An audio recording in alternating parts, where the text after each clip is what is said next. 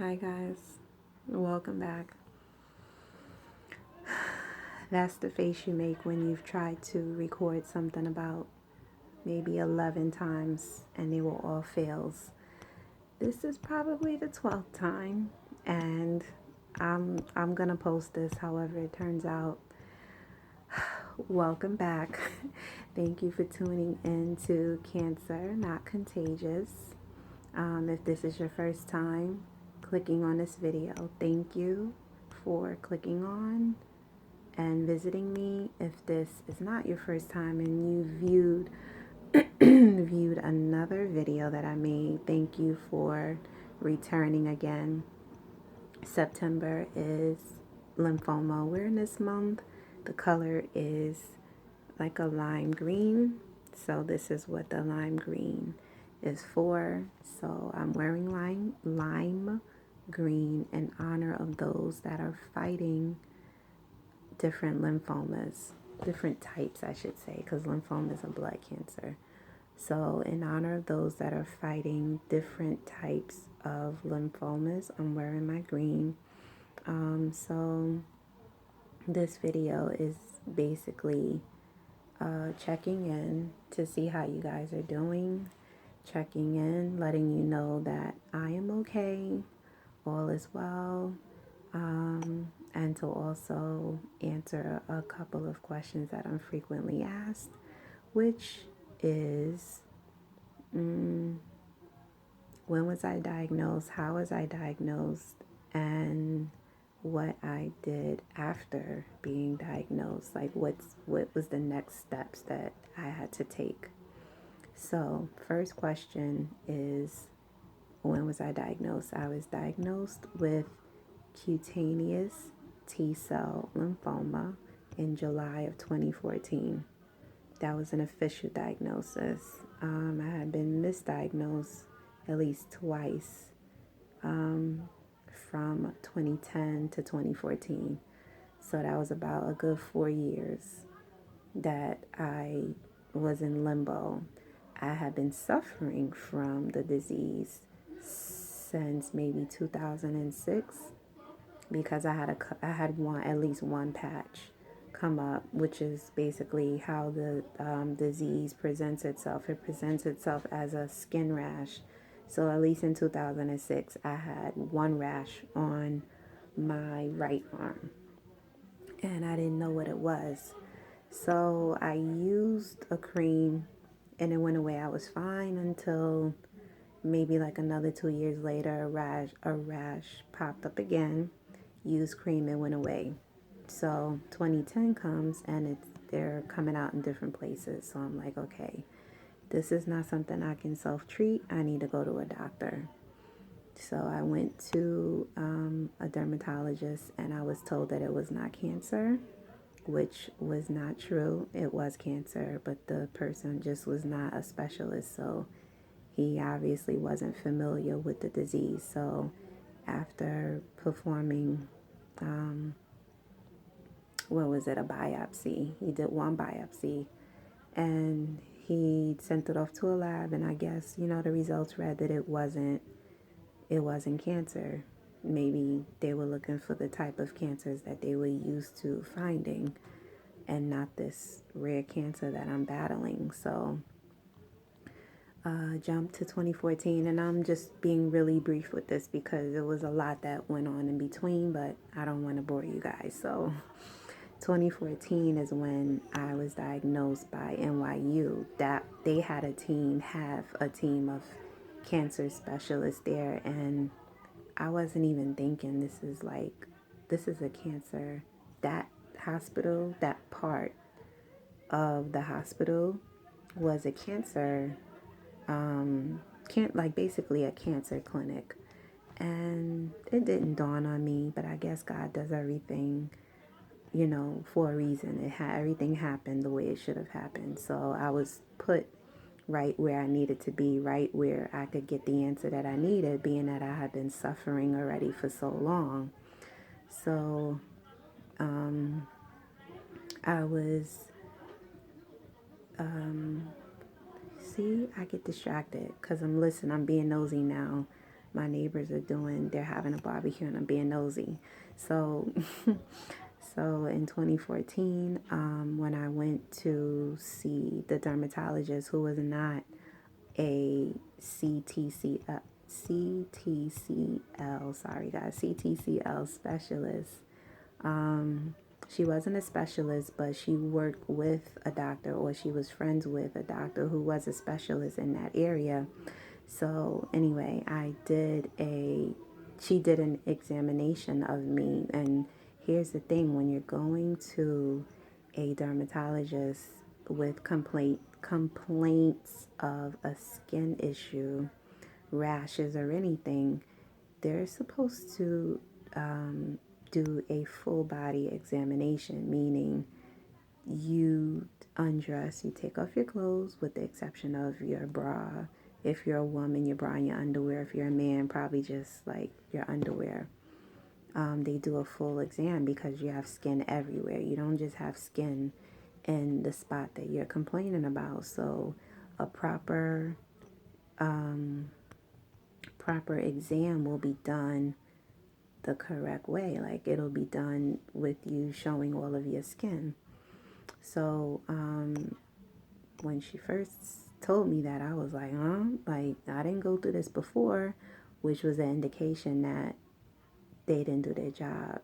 Not to say that they're not good doctors, but they didn't, my situation, they did not handle it properly in order to get a definitive answer.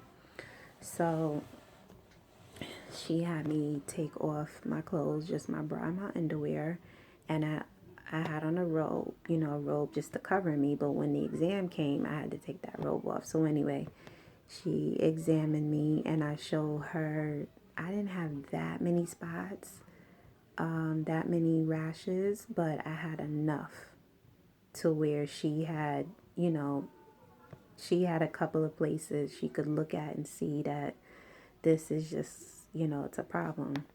So she examined me, then she took out a paper, and it had like two, like a figure on it, of a human.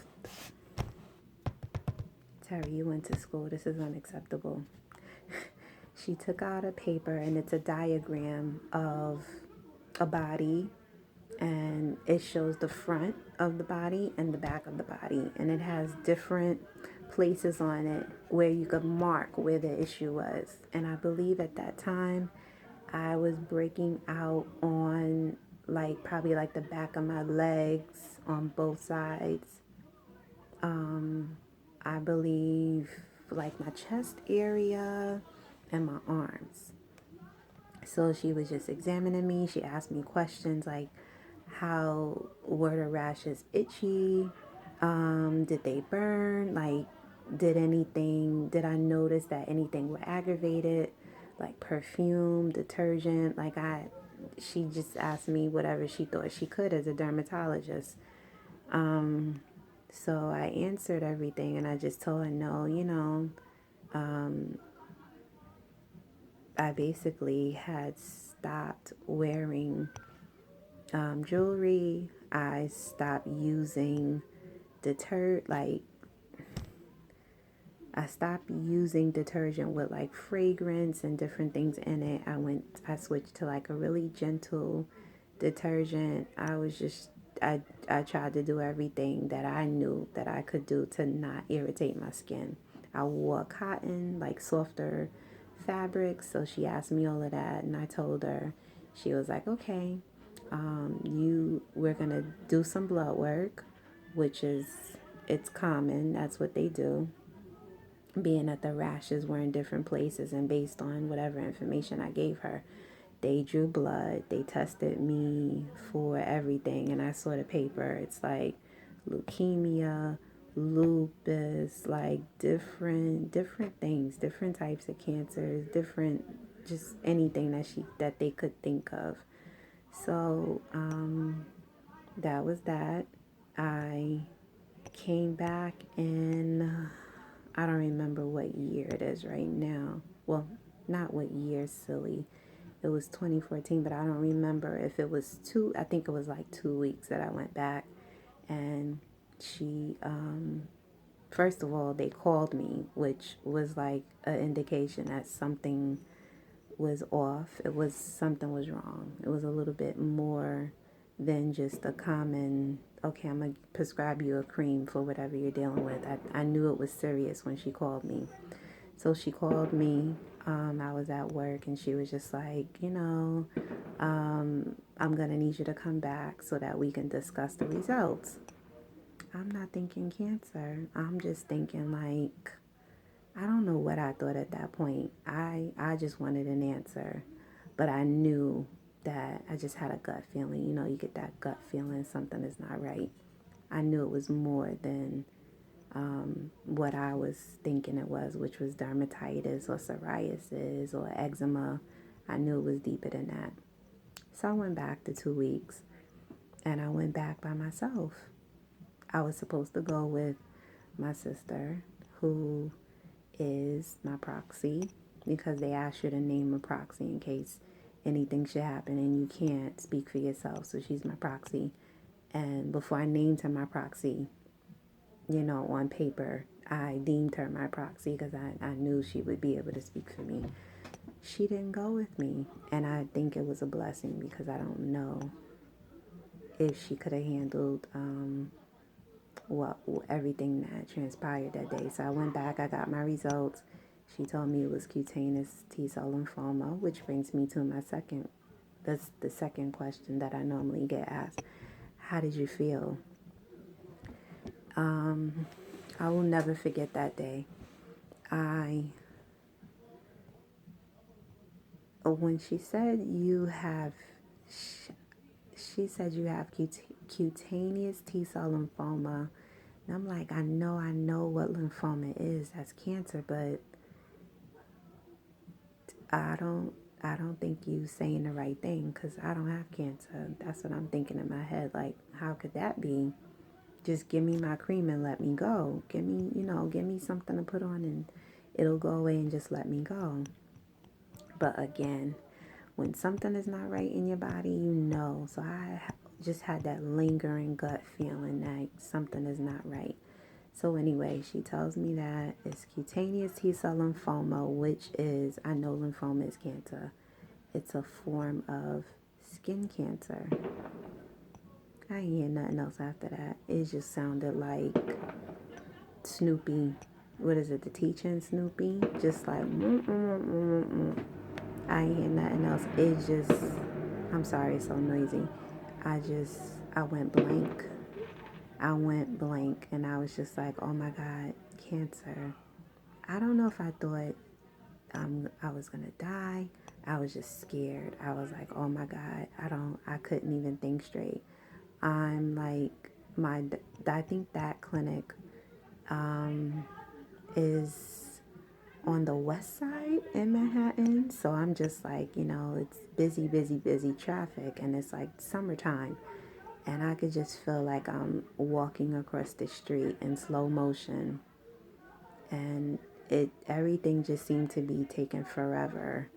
So that was how I felt. I just felt like I felt alone. I felt scared. I didn't know what to do because I was like, now I have to go home and tell my family. This is going to be devastating. I was scared. To sum it up, I was scared. What happened next? So after being diagnosed, it was a whirlwind. It was a whirlwind because of the testing that I had to do. Now that it was determined that it was cancer, they had to do all of these different tests to see where the cancer, like, even though sorry, there's fireworks going on. And it's not even the 4th of July, but this is New York. So it was just like a whirlwind of testing. I had to do PET scans. I had to do CAT scans. I had to do, what else did I have to do? I had to do more blood work. It was just so much I had to do. So after diagnosis came all the testing. And then came the discussion about treatment. Like, I didn't even have, I don't think I had really enough time to process the fact that I was just diagnosed with cancer. The same doctor that did the examination, she wasn't the one that determined. The testing determined that it was cancer, and she took it to, like I said, her colleague that was the specialist in cutaneous T-cell lymphoma, and that's how they came up with the official diagnosis. So, what was I saying? So after being tested for everything, it came, okay, now that we know what this is affecting, now you need to do treatment. So it was like, you need to get in and do treatment as quick as possible, because in this thing, the type of lymphoma that this is called, like I said, mycosis fungoides. That is considered to be the more slow growing cancer, but any type of cancer can spread, and you could be that person that, although this might be the more slow growing one, that it just happens to spread. So, not to take any chances of anything like that happening, or just to get you well. Forget about it spreading. You want the job, the purpose is to get you well again, to not have cancer in your body. So it was just like, you need to do treatment right away. So at the time, the job that I was working at, the insurance company, I think it was Blue Cross, I forgot what it was. I had a really good plan, but unfortunately at NYU, they didn't. That specialist was no longer accepting Empire. At a time like this, I would have insurance issues. So she wasn't accepting Empire, and I had to basically get into treatment. So what did that mean? I had to now find a different hospital. And because this is such a rare condition, I didn't really know where I should go. But thank God, like I said, I had to, I was diagnosed with this disease, and God allowed it, but He also allowed me to know people and have people in my family that have dealt with cancer. One person in particular, my cousin's wife, she's my cousin. My cousin, she had beat cancer maybe like 4 or 5 times. I don't know how many times, but it was more than three. And she went to Memorial Sloan Kettering, and she told me, I had been telling her, everything that was going on. She was one of the few people that I had shared my diagnosis with, because quite honestly, I was scared, I was embarrassed, and I didn't know who to turn to. So in talking to her, she told me, go to Memorial Sloan Kettering. They're going to take care of you. And she didn't lie. After being told that, the insurance wasn't accepted by the specialist at NYU, I had all of my paperwork transferred from my primary as well as NYU to Memorial Sloan Kettering. That was the best decision that, well, I didn't make it. I was forced to do that, because had my insurance been accepted, I probably would have just continued going to NYU, which is perfectly fine. But I just feel like Memorial is, that's the hospital for me.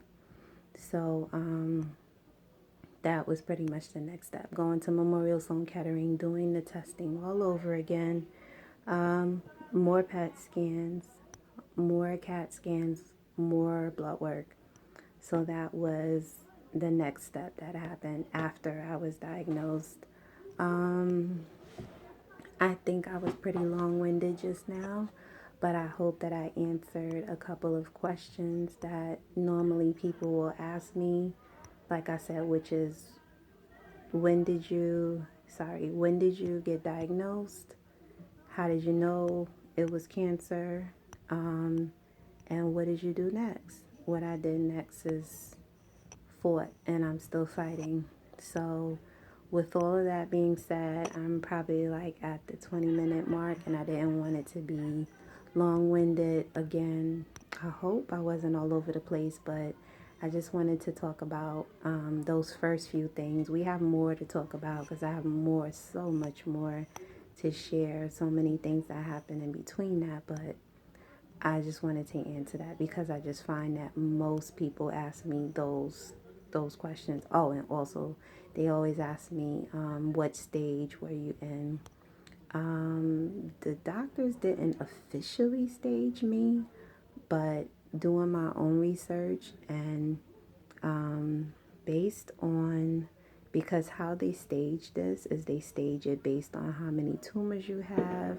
I'm sorry, they stage it based on the coverage, like how covered your body is in rashes, and also if you have tumors. So at that point in time, I don't know. I don't really think I had tumors. Maybe I had like one or two, and I didn't really know that they were considered tumors. So I want to say that I was at like stage 2B going into, probably like 2B going into 3, because as time went on, I was getting worse. So I want to say maybe like 2B. That was when I was diagnosed, probably like 2B, and then it progressed to the later stages. But like I said, hope I answered a couple of questions that maybe people think about when they get this diagnosis. Like I said, it's a very rare cancer. I would have to look up the statistics again to see what the percentage is of people that have it, but it is extremely rare. And that's why channels like this are so important, because there are people being diagnosed with this thing and they don't know who to turn to, what information they need to, what information is important, what they need to focus on, some tips. Like I said, we don't know, because when I was diagnosed, I didn't know. I was just on YouTube all night, all day, looking for people that had this condition, and mainly people that looked like me.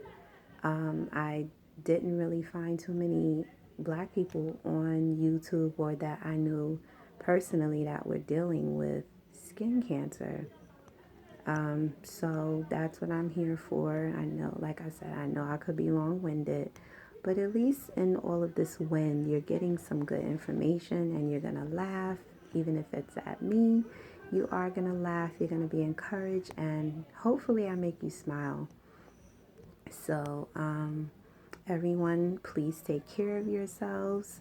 We're experiencing, like, obviously we're still in a pandemic.